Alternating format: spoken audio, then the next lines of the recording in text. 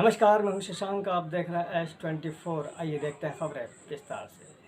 राजधानी भोपाल की मध्य प्रदेश में जन्मी हुई एक ऐसी युवा जिन्होंने राजधानी भोपाल में जन्म लिया और राजधानी भोपाल का ही नहीं पूरे देश का नाम रोशन किया। और आप अभी हाल ही में लद्दाख में हुई मैराथन, जिसको अंतर्राष्ट्रीय स्तर पर देखा जाता है, एक बहुत ही कठिन परिस्थितियों की मैराथन मानी जाती है और वर्ल्ड रिकॉर्ड्स हैं कई लद्दाख की मैराथन के।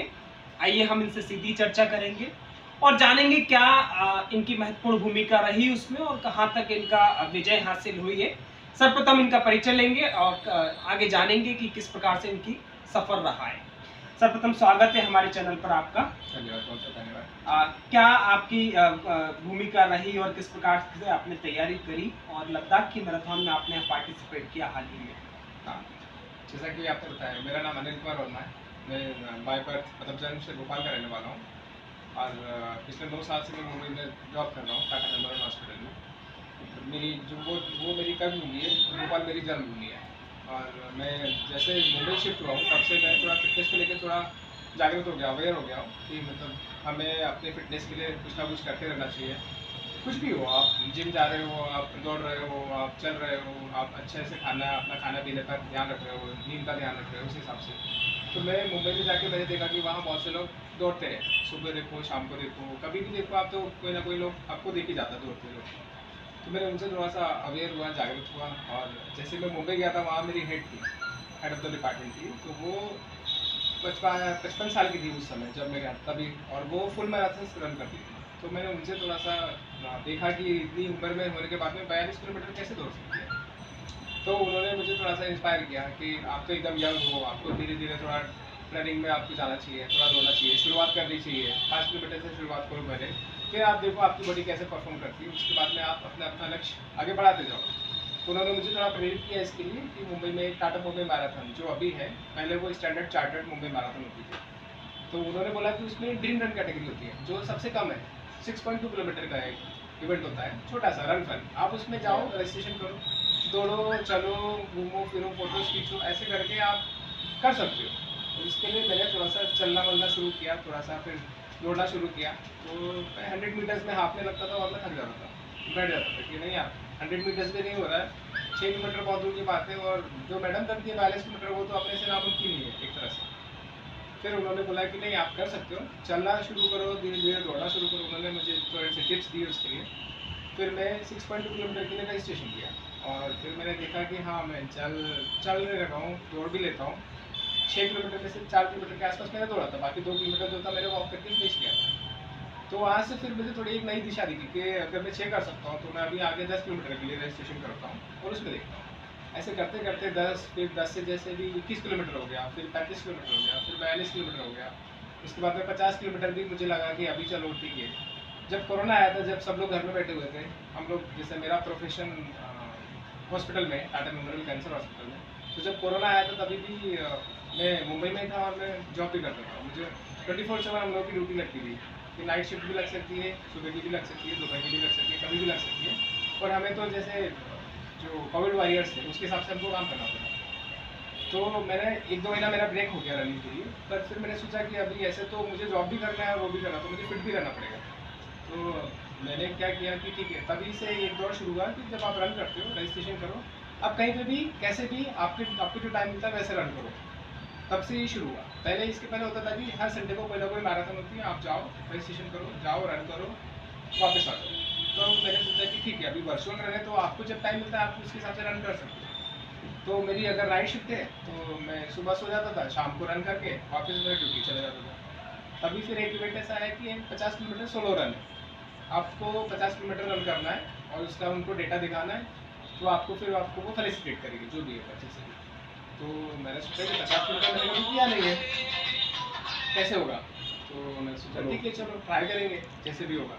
तो इसके लिए रजिस्ट्रेशन किया। फिर मैंने मतलब मैं आधी मुंबई घूम गया वो 50 किलोमीटर के लिए। मैं घर से निकला सीधा गेट ऑफ इंडिया वगैरह है, वर्ली है, जो भी सारे फेमस पॉइंट्स हैं वो पूरा कवर करते हुए वापस घर को आया। 50 किलोमीटर मैंने रन किया। तो मैं बहुत खुश हुआ कि मैं 50 किलोमीटर कर सकता हूँ, मुझे इतना कॉन्फिडेंस आया। फिर उसके 1 महीने बाद 15 अगस्त आया।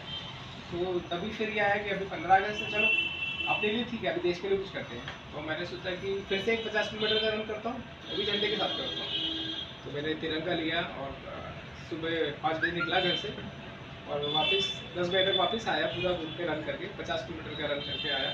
और मुझे बीच में बहुत सारे लोग मिले जिन्होंने मुझे बहुत अच्छे से इंस्पायर किया, प्रेरित किया कि अरे वो बहुत अच्छा कर रहे हो, आप तिरंगे के साथ दौड़ रहे हो, देश के लिए कुछ कर रहे हो, बहुत अच्छा। तो ऐसे करते करते फिर 50 किलोमीटर, 60 किलोमीटर, फिर एक रन मैंने ऐसा किया कि इंडियन फ्लैग रनर्स एक हैं न्यू दिल्ली के, हरियाणा के, जो भगत सिंह और इनको बहुत मानते हैं। तो उनका एक ग्रुप है इंडियन फ्लैग रनर्स। तो उनके हिसाब से वो बोलते हैं कि आप हमारा कोई भी रन करोगे तो वो इंडियन फ्लैग के साथ ही आपको करना है। आप मतलब जो भारत की शान है और उसके भी रूल्स के हिसाब से कि जैसे ही जब सनराइज होता है, सूर्योदय होता है, उसके बाद ही आपको फ्लैग करना है। और सूर्यास्त जब होता है उसके टाइम आपको बाकायदा राष्ट्रगान के साथ में उसको अच्छे से संभाल के रखना है। और जो भी आप करते हो उसका डेटा उनको भेजिए। और ऐसे उन्होंने एक 72 किलोमीटर का रन किया था जिसमें मैंने पार्टिसिपेट किया था और मैं तिरंगा लेके दौड़ा था। और उसके बाद मैंने उनको डेटा भेजा था। तब फिर मुझे बाटे ग्रुप की तरफ से सर्टिफिकेट और 2 मेडल्स भी प्राप्त हुए। एक मेडल था लेजेंड का और दूसरा मेडल था जो 72 किलोमीटर का था, उसका 72nd रिपब्लिक डे। तो उसमें जब सर्टिफिकेट आया तो मैं बड़ा खुश हो गया कि वो एक सर्टिफिकेट ऐसा था कि वो जो उन्होंने इवेंट किया था वो Guinness book of world records में शामिल हो गया कि आपने एक साथ इतने सारे लोगों को तिरंगे के साथ दौड़ाया। तो एक वो मुझे बड़ी खुशी हुई कि चलो ठीक है, मैंने देश के लिए भी कुछ किया और मुझे उसकी तरफ से कुछ मिला भी है। फिर ऐसे करते करते फिर 72 हो गए। फिर ऐसे करते करते मैंने सोचा कि अभी कुछ नया चैलेंज करना चाहिए, ये तो हम करते रहते हैं, कुछ ऐसा करें कि कुछ अलग चैलेंज हो जिसमें, और अभी प्रैक्टिस में तो हम लोग इतना कर सकते हैं।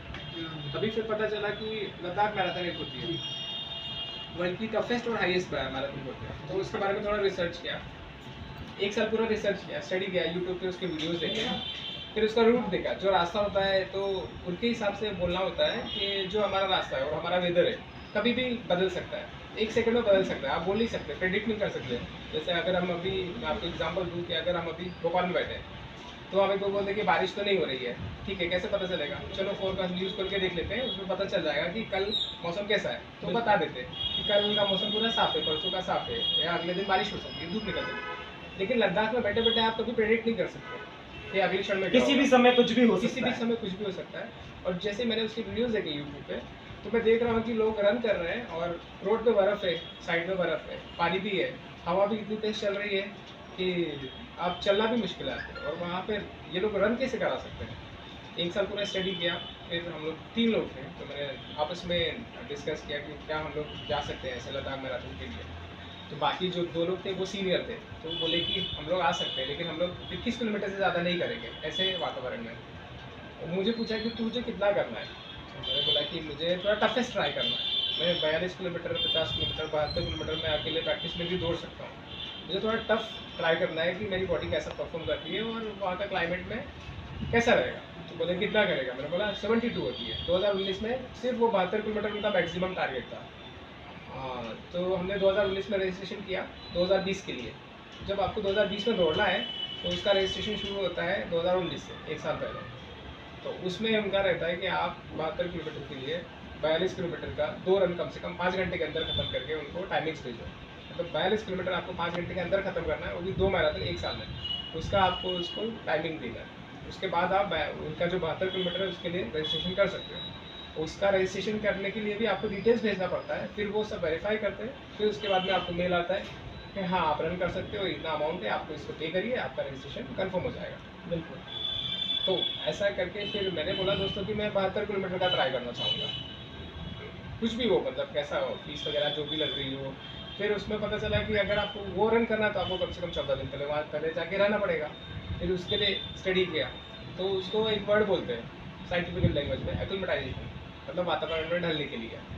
तो जब लो ऑक्सीजन होती है उसके लिए आपको सीधे, अगर आप किसी क्लाइमेट में जाओगे कि जहाँ ऑक्सीजन का दबाव ही नहीं है और आप 100% ऐसे एरिया में रहते हो जहाँ पे आपको कहीं पे भी सो रहे हो, ब्लैंकेट ओढ़ के सो रहे हो तो भी आपको ऑक्सीजन मिल रही है, और आप डायरेक्टली ऐसे एरिया में जा रहे हो जहाँ आपको ऑक्सीजन का लेवल कम से कम 40%, 50%, 30%, निश्चित रूप से ऊंचाई पे कम हो ऑक्सीजन जाता लेवल है। कम हो जाता है। तो उसके लिए आपको 12 से 14 दिन पहले जाना पड़ता है।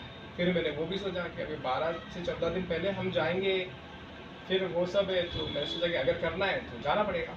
तो 2022 में फिर फाइनली 2019 में हम लोगों ने रजिस्ट्रेशन किया था, लेकिन 20 और 21 में कोरोना की वजह से वो हो नहीं पाए इवेंट। और जब 22 में उसका रजिस्ट्रेशन वापस खुला तो उन्होंने हमसे पूछा कि आप अभी भी करना चाहते हैं इवेंट ये, क्योंकि आपका 2019 से रजिस्ट्रेशन पेंडिंग है। हमने बोला कि बिल्कुल, हमें कहता हम तो इसका वेट ही कर रहे हैं, हम तो करना ही है। तो उन्होंने बोला कि ठीक है, फिर आपको हम रजिस्ट्रेशन के लिए भेज देंगे, आपका नाम आगे हमें ले लिया है, क्योंकि आपने फीस वगैरह पहले ही दे चुके थे। किस प्रकार के चैलेंजेस थे? इतनी ऊंचाई पे गए आप, हजारों किलोमीटर ऊंचाई है, किस प्रकार के चैलेंज को आपने देखा वहाँ पर? चैलेंज देखिए, सबसे बड़ा क्या होता है, आप किसी भी रन में जाते हो तो आपको सबसे बड़ा चैलेंज होता है कि आपको जो डिस्टेंस है वो कवर करना। किसी भी ऑर्डिनरी एक रेस की बात करूँ, भले 50 किलोमीटर, 60 किलोमीटर, 10 किलोमीटर भी हो, जो नहीं दौड़ सकता उसके लिए 5 किलोमीटर भी उसके लिए 100 किलोमीटर के बराबर है। लद्दाख का जो क्लाइमेट है, वहाँ पे आपको 4-5 फैक्टर्स हैं जो इस चैलेंज को, इस रेस को बहुत चैलेंजिंग, बहुत टफेस्ट बनाते हैं। सबसे पहला चीज़ है हाइट जो है वहाँ की, एल्टीट्यूड बोलते हैं जिसको हम। एक तो ये बहुत ऊंचाई पर है लद्दाख में। आपने कितना किलोमीटर रन किया और कितना हाइट पे किया? मैंने 122 किलोमीटर का रजिस्ट्रेशन किया था इस साल, जो कि 11,000 फीट से आपको शुरू करना होता है, और जो 18,380 फीट पर जाते हैं, और उसके बाद वापस 18,380 फीट से वापस आपको 11,000 फीट पर आना है। जो आपको शुरू करने से 18,380 फीट तक पहुँचते आपका डिस्टेंस हो जाता है 82 किलोमीटर का।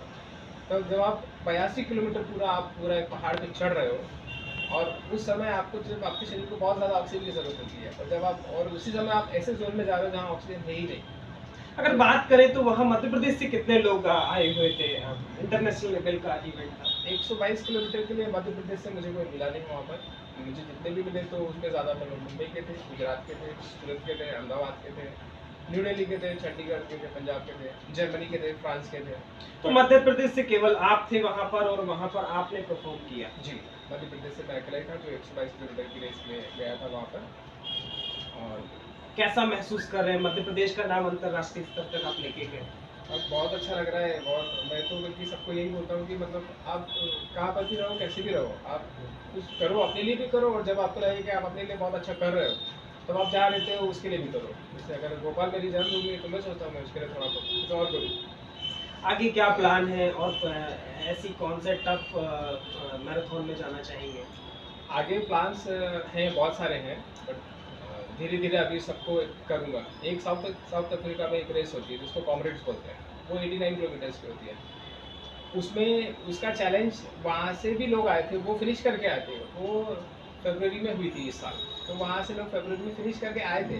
लेकिन जब वो ये लोग ये रेस करे तो बोले कि ये उससे भी बहुत टफ है, 72 किलोमीटर है, ये उसका भी बाप है। मतलब वहाँ आप लोग चल लोगे, दौड़ लोगे, अगर पहाड़ चढ़ना है आपको तो वॉक कर लोगे, लेकिन यहाँ पे तो आपको ऑक्सीजन ही नहीं है, तो आपको वो 72 किलोमीटर भी ना 150 किलोमीटर के ऊपर लगता है। निश्चित रूप से ऑक्सीजन के बिना दौड़ना एक बहुत बड़ा चैलेंज है। तो हाल ही में जिस प्रकार से आप एक बड़े चैलेंज को एक्सेप्ट करते हुए इतना अच्छे स्तर पे रन करके आए हैं, तो मध्य प्रदेश सरकार या खेल विभाग के द्वारा आपसे कोई संपर्क किया गया अभी तक क्या? अभी तक तो मुझसे किसी ने भी इस प्रकार का कोई संपर्क नहीं किया, और अभी तक जितने भी मैंने रेसेस किए तो उसमें मुझे लगता है कि मुझे तो कोई स्पॉन्सर मिला नहीं है। मैं सेल्फ सपोर्टेड रेस में ही फिर करता हूँ। मैं वही सोचता हूँ कि मैंने ऑफिस में भी बात की है कि हम लोग इतना दूर दूर जाते हैं, तो एटलीस्ट आप कुछ नहीं तो कम से कम टिकट का ही पैसा दे दो हमको, या रजिस्ट्रेशन फीस जो है वही दे दो, तो हमको थोड़ा सा अच्छा लगेगा कि आप हमको थोड़ा सा प्रोत्साहित कर रहे हैं कि हाँ, अभी जो भी रजिस्ट्रेशन या जो भी एक्सपेंस होता है वो आप खुद ही बेयर करते हैं? जी हाँ, अभी तक तो मैं वही सब करते आ रहा हूँ। तो आप हमारे चैनल के माध्यम से क्या डिमांड करना चाहेंगे कि आपको स्पॉन्सर्स के लिए कोई आगे आए? मैं चाहता हूँ जैसे अगर कोई कुछ आगे इतने बड़े बड़े चैलेंजेस ले रहा है, और अगर उसमें लगता है कि अगर कोई जैसे राजधानी भोपाल से कोई गया है, अगर कोई इवेंट फिनिश करके आता है तो उसमें अपने भोपाल का एक नाम होता है, और फिर आपके जो राज्य है उसका भी नाम होता है, जैसे मध्य प्रदेश का नाम होगा कि ठीक है, अभी जैसे 122 किलोमीटर में गया तो उसमें मध्य प्रदेश का मुझे कोई भी नहीं दिखा। 21 किलोमीटर में शायद थे कुछ लोग थे जो भोपाल से 2-3 लोग थे जो 21 किलोमीटर में पार्टिसिपेट कर रहे थे, 122 किलोमीटर में मुझे कोई नहीं दिखा। तो जब ऐसे ऐसे चैलेंजेस हैं बड़े बड़े, तो उसके लिए थोड़ा सा स्पॉन्सर अगर मिलेगा तो हम लोग और भी अच्छा कर सकते हैं। जैसे कि इसके बाद चैलेंज है, एक बैड वाटर होता है, यूएस में होता है। बैड वाटर एक होता है जो कि वर्ल्ड टफेस्ट रेस है, हाईएस्ट नहीं है बट टफेस्ट है। टफेस्ट इन द सेंस है कि वो एक वैली में होता है जहाँ का टेम्परेचर 52 डिग्री तक जाता है। तो आपको वो 52 डिग्री के टेम्परेचर में आपको 217 किलोमीटर कंप्लीट करना होता है 48 घंटे के अंदर। और वहाँ तक जाने के लिए आपको अगर स्पॉन्सर चाहिए तो स्पॉन्सर की बात करें तो उसका एक्सपेंस हो जाता है 15 से 18 लाख रुपये का। तो अगर कोई सोचे भी कि मैं वो करना चाहूँ तो उसके बीच में आ जाता है खर्चा, स्पॉन्सर कि जाएगा कैसे, एडमिनिस्ट्रेशन कैसे करेगा, सब कैसे करेगा, ट्रेनिंग आप कर लोगे। कोई बोलेगा अगर कोई आपको स्पॉन्सर करता है तो इतना बड़ा चैलेंज एक्सेप्ट करेंगे आप? बिल्कुल बिल्कुल। मैं तो अभी वो ड्रीम है कि मुझे भले अभी नहीं कर पाऊँ 5 साल 10 साल के बाद, जब भी मुझसे पॉसिबल होगा तो मैं वो उसको ज़रूर करना चाहूँगा। क्योंकि अभी जो हम लोग गए थे लद्दाख में, वहाँ पर वो एक इंडिया से एक ही था बंदा जो फिनिश करके आया है उसको अभी, आदिल मिर्ज़ा नाम है उसका। अभी वो मेरा आइडल है क्योंकि वो बैडमिंटन कंप्लीट करके आ चुका है और उसको स्पॉन्सर की ज़रूरत थी, तो उसको टाटा ने, स्केचर्स ने, डी मार्ट ने और ऐसे बहुत सारे कुछ हैं, उन लोगों ने उसको स्पॉन्सर दिया था। 2 लाख किसी ने, 3 लाख किसी ने, ऐसे मतलब मिनिस्ट्री से भी कुछ नहीं मिला था, लेकिन ऐसे जो भी हैं उन लोगों ने उसको अच्छे से प्रोत्साहित दिया कि ठीक है आप जा रहे हो, बहुत अच्छा है, आप भारत का नाम रोशन कर रहे हो। वो ख़त्म करके आ चुका है। तो अनिल जी, अभी आपके सामने चैलेंज है, आपको अपना घर भी देखना है, तो उसके लिए आप जॉब भी करते हैं, तो किस प्रकार से आपके ये दिनचर्या रहती है? दिनचर्या ऐसी रहती है कि मुझे जॉब भी करना है, फैमिलीज़ को भी रहना है। तो जैसे लद्दाख के लिए मेरा प्रिपरेशन पिछले साल से शुरू हो गया था, तो अगर 122 किलोमीटर मुझे करना है और तो उसके लिए हमको ऐसी जगह जाते थे जहाँ पे हमको थोड़ा पहाड़ हो, हमें चढ़ाई भी चढ़नी पड़े और उसमें 10 घंटे, 12 घंटे, 14 घंटे, 15 घंटे हम ये देखते थे कि हमारी बॉडी 14 घंटे, 15 घंटे सस्टेन कर सकती है कि नहीं कर सकती। तो हम लोग इतना दौड़ते थे, सुबह 5 बजे से शाम को 5 बजे तक हम ऐसा रन करते थे। संडे तो उसमें मेरे फैमिली वालों ने और स्पेशली मेरी वाइफ ने, मेरे बेटे ने मुझे बहुत सपोर्ट किया कि जिसमें मैं जैसे ही सैटरडे संडे आता था, मुझे छुट्टी होती थी, मैं बोल देता था कल मैं जा रहा हूँ, मैं रन करने जा रहा हूँ, तो कल आऊँगा या परसों सुबह तक आऊँगा। तो हम लोग फिर ग्रुप में रन करते थे 4-5 लोग थे, तो इसमें हम लोग ये देखते थे पहले धीरे धीरे से, पहले 6 घंटे का रन करेंगे, फिर 8 का करेंगे, फिर 10 का करेंगे, 12 का करेंगे, क्योंकि 122 किलोमीटर आपको 22 घंटे में कंप्लीट करना है। तो कम से कम आपके पास इतना एंड्योरेंस लेवल होना चाहिए कि आपकी बॉडी 22 घंटे तक सस्टेन कर सके और 22 घंटे तक आपके पैर भी चले, आपका दिमाग भी चले, आपका शरीर पूरा आपको साथ दे। और उसमें ऐसा भी था कि आपका जो रेस है 122 किलोमीटर का, वो रात को 7 बजे शुरू होता है और वो अगले दिन शाम को 5 बजे चलता है। तो आपको शाम को भी दौड़ना है, आपको रात में भी दौड़ना है, आपको सुबह भी दौड़ना है, आपको दोपहर में भी दौड़ना है, आपको 35 डिग्री में भी दौड़ना है, 36 डिग्री में भी दौड़ना है, आपको 2 डिग्री में भी दौड़ना है, आपको माइनस में भी दौड़ना है। तो माइनस डिग्री का और 2 डिग्री का हम लोग नहीं कर सकते प्रैक्टिस, क्योंकि अपने यहाँ बर्फ़ होती नहीं मिलेगी। लेकिन हम लोग ये प्रैक्टिस करते थे कि ठीक है, एक रन ऐसा करेंगे कि रात को 7 बजे से सुबह 7 बजे तक करेंगे, तो वो रात का जो बोलते हैं कि नींद आएगी, ये आएगी, तो एक वो आपके दिमाग से निकल जाएगा। दूसरा रन ऐसे करेंगे कि 12 घंटे का करेंगे, सुबह 8 बजे से शाम को 8 बजे तक, या रात को शाम को 5 बजे से सुबह 5 बजे तक, ऐसे रन हम लोग करते थे। फिर उसके बाद हम लोग डिसाइड किया कि एक 14-15 घंटे का रन भी करते हैं।